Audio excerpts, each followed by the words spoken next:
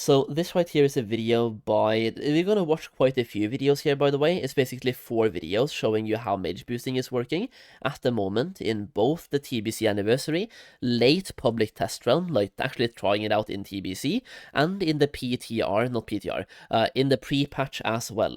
So this one right here is by Rocky Pallone. We'll check out 2 videos by him, one for Strasholme and one for Zul'Farrak, and how to like do those right now in the pre-patch, because if you have been checking out the services channel, or you are just checking it out and seeing people selling boosts, well, you might be asking yourself, how are they doing this when everybody has been talking about an anti-boosting mechanic? And I'm just going to show you guys a couple of pulls, by the way. I'll be linking all of the videos at the end, because we're watching 4 videos here on how mage boosting is currently working both in the pre-patch and in TBC itself. So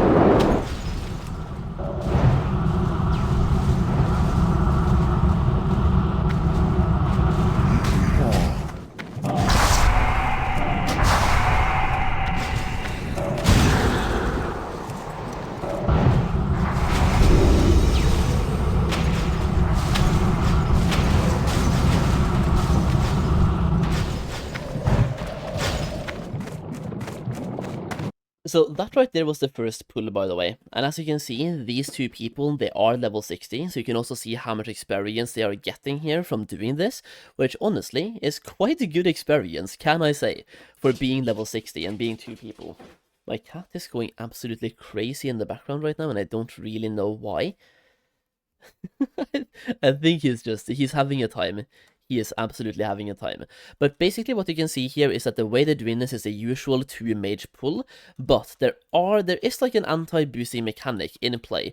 But if you kill the mobs too fast, like the anti-boosting starts, or the anti-slow mechanic starts after 40 seconds, I believe, as a mage. And there are a couple of like workarounds around this. You can, number 1, kill them fast enough.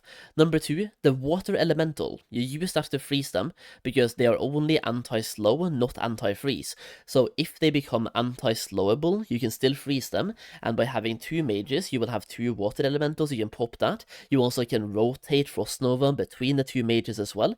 And yeah, just a bunch of ways to crowd control the mobs that you're actually farming. And in the second pull, you can also use a line of sight mechanic if there's any casters in the pool as well, which I believe there is not for Strasholme, but certain dungeons later, like for example Shadow Labs, there are some casters, so you want to use a very weird line of sight mechanic for that one. I'm gonna skip ahead to the second pull here and see if they actually use that one, so I can talk about that one as well. So this right here is them starting the pull. And like the previous one, you saw from this guy's perspective, and where the other guy was pulling and ice blocking, and this guy blizzarded off of the ice block. In this case, he is now pulling, so you're rotating this so one person can ice block, and then the other one just blizzards them, right? It's usually how it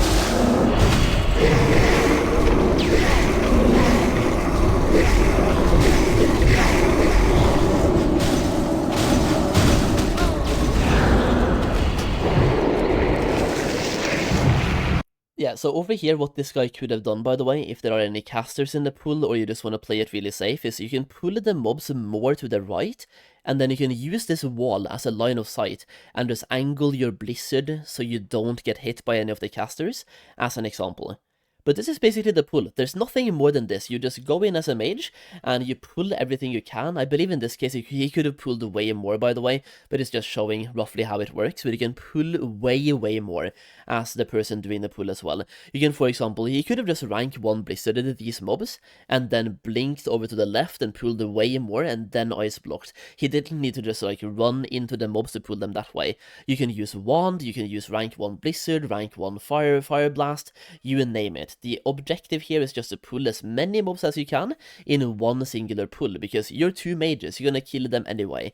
And if you have trinkets, like the one that he has as well, for even more spell damage, that is absolutely amazing for boosting. And to also kill them before.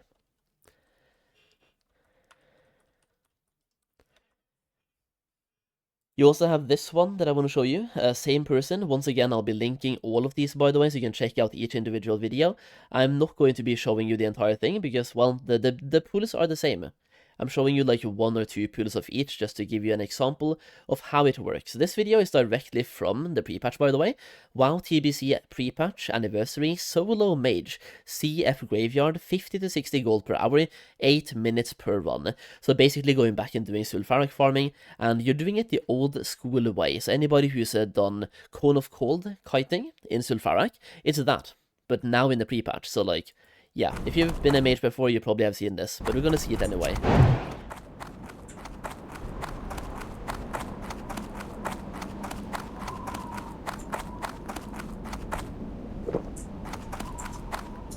I can't move that right now. I can't move that right now. I can't move that right now. I can't move that right now. I can't move that right now. I can't move that right now. I can't pass that yet. That's still charging. That's still recharging.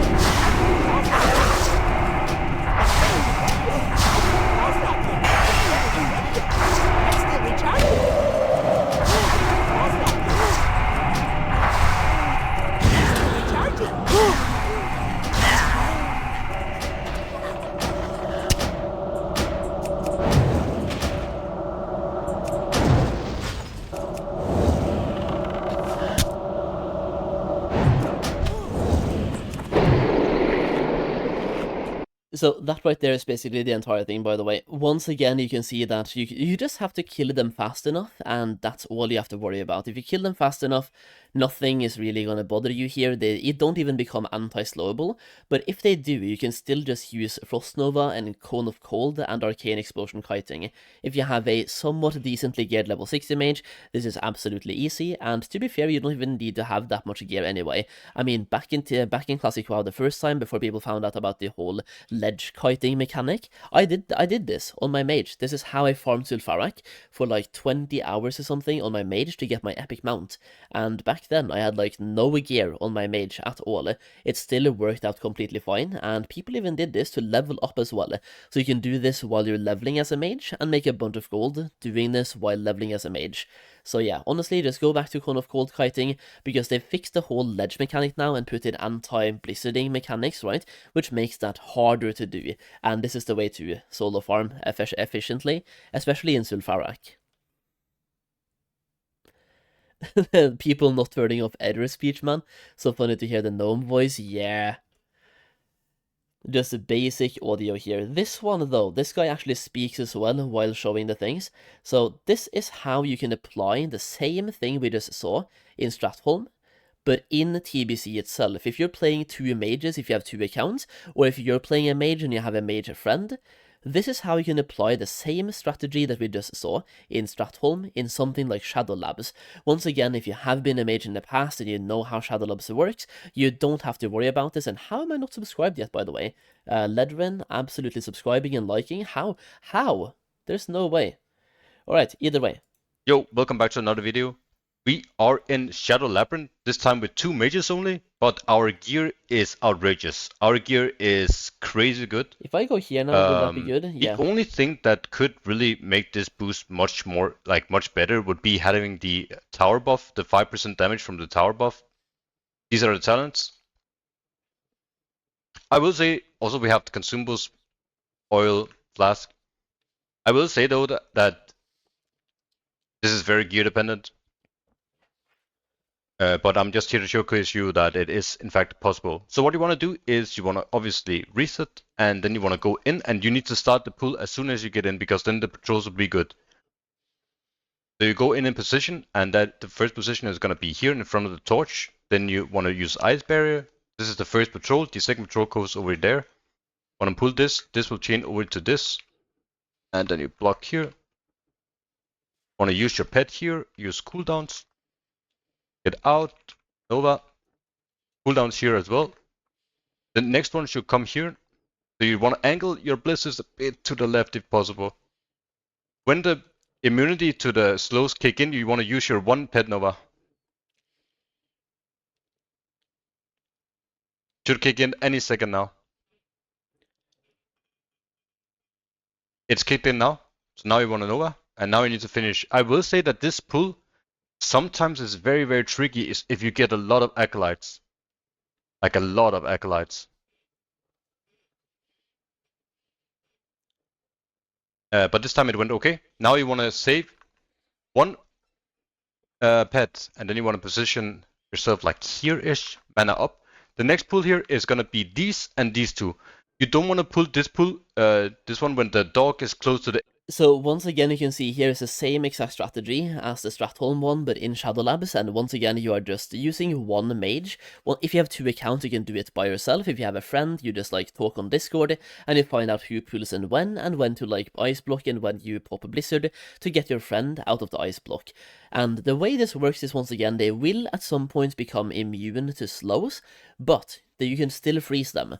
So you have a blizzard talent that lets you like have a chance to freeze them from your blizzard procs. You also have your water elemental, so when they become immune to being slowed down, you simply freeze them, and then you keep blizzarding to like kill them before anything bad happens. And usually this works out fine. You might, the thing here is you might need to have some gear to do things like this in TBC, because once again, you kind of have a kill time here before the anti-boosting mechanics and anti-slowing mechanics comes into play. So the more spell power you have, the better. If you have any trinkets to increase your spell power, that is lovely. Pop icy veins and do like basically cooldown popping on each pull that you can. If you have 2 mages, you might want to alternate cooldowns as well, like he said, where you only use 1 water elemental per pull.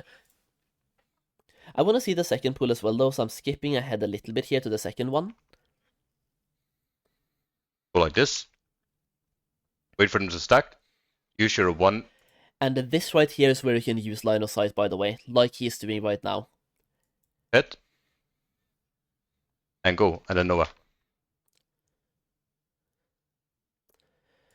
Because in this case, these guys are ranged. They're going to start casting on you. If you have mage armor, you can resist much of those casts anyway. But if you go more to the left, like one of them right now is directly casting on him. Some of them are line of sight. So like if he goes more to the left now on this mage, you can avoid all casts and still keep spamming Blizzard, right? And that is how you avoid casters and just not let them cast on you. You use any object to get a line of sight in your pulls.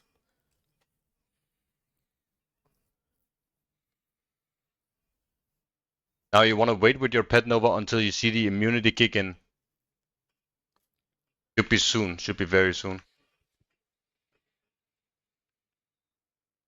Yeah, there it is.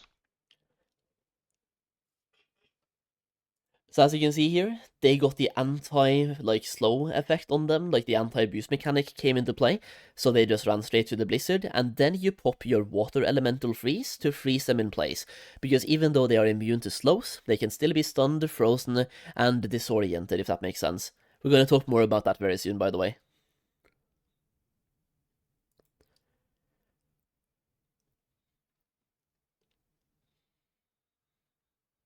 I think I cancelled one of my blizzards there. Not ideal. Then you want to snap as fast as you can and regen up. So once again, I'm not going to show the entire video here, because the point here is not to react to this video only. It's to show you how mage boosting is going to work in TBC, and how it's working right now, and I'll be linking you all the videos at the end here, and also down below as well. But there's one more video that I'm going to point out here, which is really interesting, by the way. This one is by Kevan B. Kevan. He made a bunch of good videos, like pretty much in Season of Discovery, Classic WoW, various versions of WoW, let's just say. And this one right here, just remove the anti-boost mechanic in TBC, or I'll just reset the timer with new tech. So I've already seen this one, by the way, and I want to point it out to you guys as well, because this right here is kind of crazy. You can just reset the anti-boosting mechanic, by the way, so you can keep slowing the mobs forever.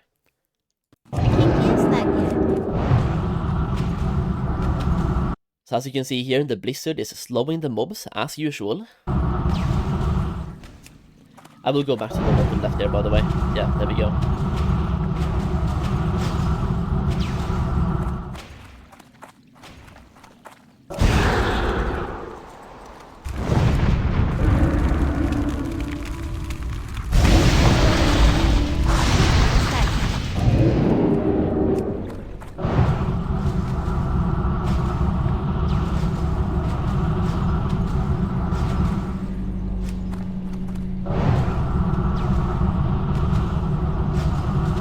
As you can see here, he's intentionally using a rank 1 Blizzard, by the way, because the point here is not to kill the mobs, it is to show you that he is bypassing the 40-second pull timer, where they start being immune to slows.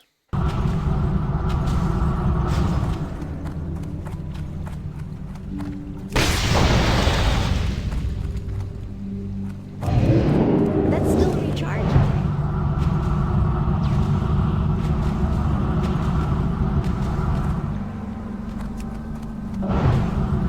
You actually let and then flame shot. Burn them.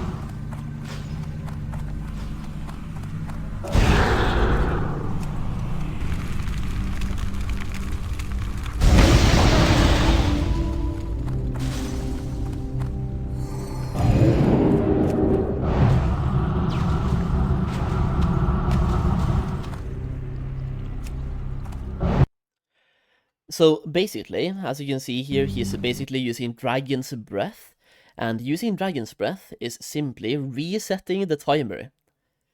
I mean, that's what it looks like, because all he's doing is Frost Novaing and Dragon's Breathing, right? So Dragon's Breath, or using any form of, like, crowd control, disorient, anything that is a crowd control that doesn't slow them, looks to maybe be resetting the anti-slow mechanic, and then you can just juggle the mobs and keep slowing them. So this right here might add a new skill ceiling to the way boosting works in TBC, but it also means that mage boosting might be back on the table as a solo mage as well. Doing something like slave pens, right? You can probably sell boosts in slave pens again. You just have to, instead of only blizzarding all the time, you have to add some sort of freeze and a Dragon's Breath in there as well. Which means, by the way, you can be a mage, you spec into Dragon's Breath, you need to have improved Blizzard spec, you ledge kite the mobs the same way you used to back in the day, but when the anti-boost mechanic comes in, you pop your water elemental, you freeze them in place, you go to them, Dragon's Breath, go back and Blizzard kite. That could be the entire way the boost is working, by the way. So you pull the exact normal way as before, but when it comes to Dragon Breath, you need to have the mobs really grouped together, so it might be more necessary now to group the mobs up really tightly, so you can Dragon's Breath all of them when you pop Dragon's Breath. But really interesting tech, and it just shows that mage boosting might be back on the table for TBC. I'm just gonna slash ignore people that sell boosts anyway. Hey dude, there it is, man. Don't hate the player, hate the game. This is crazy, by the way. I love seeing things like this. It's creative gameplay, at least. And people just breaking the game. It's really interesting.